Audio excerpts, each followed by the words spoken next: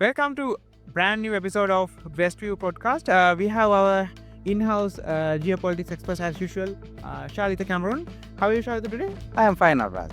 Okay, so we have a special topic today, that is Black Sea. You know that Black Sea is one of the most underrated places in world, especially when it's come to the geopolitics topics. Shalitha, give us some insights about the Black Sea, its geography, and after that we will talk why it is important.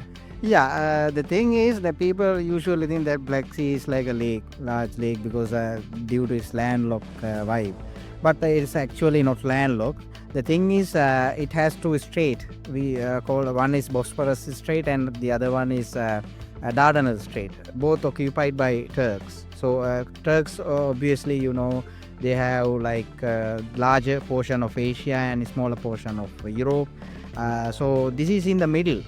And the Black Sea, when we talk, there are lots of countries in it. Then when we talk about that land area, even without Crimea, Ukraine still owns the majority of the Black Sea coast, isn't it? It's still majority. It is 2,000 to 3,000 kilometers the overall. Without it, even 1,800 or to somewhat size. But the thing is, Russia originally had about 800 kilometers. It's a very small portion compared to the counterparts. And And Turkey, on the other hand, they also have about 1,300. the other side, Other side. Yeah. And other countries like Romania, they also own some part of this place. But obviously we know that there are three major players. Russia, the biggest player in terms of power, and Ukraine in terms of owning the seabelt, and also Turkey because they controlling those two straits. And the most important part is this is Russia's only warm water sea. So that is when I talk about this thing at the very beginning, so I heard many counter arguments about this. They're saying no, in the North Sea, Russia does have some spaces, but in the eastern side, just next to the Japan and China, they also own some the sea areas that they can operate. But the problem is, Shalitha, it's a funny thing. The reason it is not something like that we can do every day in the Northern Sea. It is near to the Northern Pole. So we cannot operate military ships daily basis there, right? It is not an easy task, so it's not a cheap task.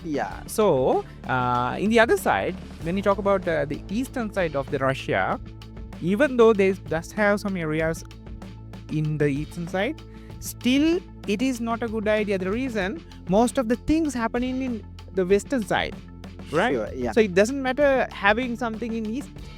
I mean, the Russia is largest country on earth. So obviously they have huge portion of Northern Sea, and also they have some somewhat part in Pacific. But the point is, Russia always in the history they focus on the regional power. That is one thing. And the other side, that using this North Pole part of the sea, the Northern Sea, is very problematic. Where you have to use. That is something I needed to clarify. I need a clarification from you. You said a regional power. How that plays? For example, many people get it this way. Russia is something similar to US, and they are owning lots of bases and the control all across the world. That's how people assume these things. It is not true, right? It is not true, obviously, because that Russia is somewhat superpower. I mean, we cannot deny that. They have largest natural resources on earth. They have second most powerful military. But the thing is, in terms of power perception, they mostly focus on these regimes because the USSR already fallen. Now Russia is somewhat reduced its powers. So they are mostly focused on neighbors. They are major tactic. For example, Americans don't care about neighbors that much because there's no much of a threat. The Americans never expecting anything from Mexico or Canada cannot invade America. They know it's very, very weird. But it's one of the safest countries to be in an apocalypse or maybe a world war, something like that. I mean, there are no similar powers. But when it comes to Russia, they have China. I mean, they are friends, but in politics, there's no friends for So enemies. Yeah, no friends or enemies. So they have to focus on that part. And also America on the other side, people usually see the world map in that America is this side and Russia is that side. Yeah. But they are very close, like about 30 kilometers will the closest point. Yeah. You can see through if you are looking from the Alaska to the eastern side of the Russia, so you can see through. Yeah, see that. Yeah, that is the point. So Russia have to focus on that, and Japan on the other hand, not in some way we cannot say Japan and Russia is very good friends, and Russia has lots of problem with Europeans as well. So they have to focus on their regime. Yeah. So that is why entire Russian fleet is stuck in that lake or something, whatever you like to call it, in Black Sea. Black Sea. The funny part is, let's talk about the entry point of this, the Black Sea. Yeah, that's the most dangerous part, because that people usually think why Turkey always handling this whole geopolitics stuff. Yeah. I mean, India don't have that much attention when it's come to global politics. Yeah. We can clearly see Turkey's ideas, Turkey say this, Turkey say that, and they have lots of focus on Ukraine war. At the same time, they are coming to the Asian parts. You know that Turkey is a big deal, but you don't know that why this country is a big deal. Yeah, that is the point. So people just wondering why Turkey? Why Turkey is that much matter? Because there's only 80 million population. They don't have nuclear weapons. The only advantage was they are NATO members. Yeah. But Finland also NATO member. We don't see that much of an issue when it's come to global events. Yeah. The thing is, Turkey have huge power on Black Sea. Because without Turkey's authority, Black Sea is just a lake, as people usually say. Because they have only this land. It's not landlocked just because of the Bosporus Strait and Dardanelles Strait. Both of them belongs to Turkey. And in the middle, there are Sea of Marmara. It is completely belong to Turkey. There's no other country bordering that. I think we will try to insert a map in this video that you can clearly see how these things place, because there is no other way. It's completely land-based in a very huge portions of land across the Black Sea. So it is the only place that Russia can play with their nuclear, their marine, the Navy fleet, right? And also 3% of global oil. So Russia's entire exports in this area, and Ukraine's grain exports also belong to this strait. I wanted to ask some other thing. Yeah. Shalitha, tell us, what are the major exports of Russia? Even though it's been called as a superpower, it's not a diversified industries in Russia. Sure. It's a very, narrow kind of industry that they are in on the entire economy. Obviously, I mean, they don't have to diversify at this point, because they have all the resources on Earth. Yeah. So for example, Singapore, they definitely need to diversify their economy. But when it comes to Russia, they have oil. Yeah. They have gas, they have minerals, rare materials, whatever you name, they have it. So mostly they produce raw materials. They are not focusing on some diversifying industries. So oil and these minerals and all that, they are exporting them to Europe, to China, as well as some Middle Eastern countries, and also Japan. But after this Ukraine war, things had changed a lot. So mostly their oils and gas gone to countries like China and also countries like India. But the point is, almost all of these exports located in this area. So this is the path they can rule, that the only way they can connect it to Mediterranean Sea through Bosporus Strait, and then to Marmara Sea, then to Dardanelles, then eastern part of Mediterranean Sea. So this is why this Black Sea is so important in terms of trade. In terms of military, they also have to play in this part, because they have war in Ukraine. Even if there's no war at all, they still have to focus on what is Turkey is doing, what is Ukraine is doing, and what is European counterparts is doing. So Black Sea is important, that important for Russia in terms of almost all. So the thing is that Russia focusing on Turkey so much because Turkey can shut down Russia's exports. Russia's sea activities. I mean, obviously it's directly will lead to wars, and we know comparing Russia to Turkey is like it is Russia have upper ground, but the point is Turkey is still ruling these parts, Bosporus and Dardanelles, and as well as Marmara Sea. So Russia have to play carefully in this part because they can hurt really bad. That is why Turkey always getting this attention when it's come to Russia-Ukraine war as well. Okay. So, Shalitha, I have another question.